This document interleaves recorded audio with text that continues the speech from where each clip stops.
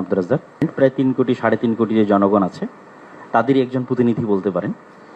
তো এই মোটামুটি সংক্ষিপ্ত পরিচয়। আমার কথা হচ্ছে, আজকে যে বিষয়টি নিয়ে এখানে আমরা আলোচনায় বসেছি, এটির যদি আমরা মূলে হাত না দিই, আসল জায়গায় যদি হাত না দিই, তাহলে এটিকে সমাধান করা সম্ভব নয়। বাংলাদেশে যে সকল ধর্মের মধ্যে সম্প্রীতি বিরাজ করে, তার সবচেয়ে বড় উদাহরণ হচ্ছে সাইফুল ইসলাম আলিফ হত্যার পরও বাংলাদেশে কোথাও কোনো প্রকার দুর্ঘটনা সংঘটিত হয়নি, এবং সকল আলেম ওলামা নিজ নিজ জায়গা থেকে, আমি আমার জায়গা থেকে, সকল জ্ঞানীগুণী আলেম ওলামা নিজ জায়গা থেকে ফেসবুকে বক্তব্যে সবাইকে শান্ত থাকার আহ্বান করেছে। সুতরাং আমাদের দেশে সাম্প্রদায়িক সম্প্রীতি আছে, কথা শতভাগ সত্য। তারপরও আমাদেরকে বসতে হচ্ছে কেন?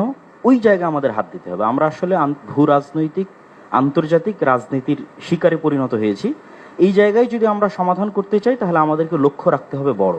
লক্ষ্য বড় রাখলে স্যার আপনার জন্য এটি সমাধান করা সুবিধা হবে। সেই বড় লক্ষ্যটি হচ্ছে, প্রকৃত অর্থে আমাদের পার্শ্ববর্তী দেশে সংখ্যালঘুরা নির্যাতিত।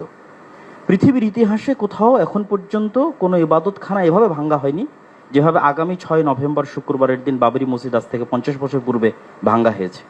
পুলিশ হেফাজতে যেভাবে মুসলিমদের হত্যা করা হয়েছে, মুসলিম এমপিকে, রানিং এমপিকে, এভাবে কোথাও হয়নি। এরকম আরো অসংখ্য ঘটনা আছে যেটা আমাদের পার্শ্ববর্তী দেশে প্রকৃত অর্থে সংখ্যালঘুরা নির্যাতিত।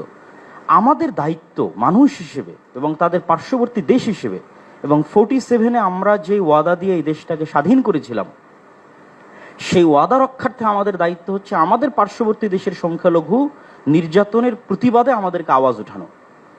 আমাদের দেশে কোনো সংখ্যালঘু নির্যাতন নাই, কিন্তু আমাদেরকে আওয়াজ উঠাতে হবে আমাদের পার্শ্ববর্তী দেশে যে সংখ্যালঘু নির্যাতন হচ্ছে সেটি নিয়ে।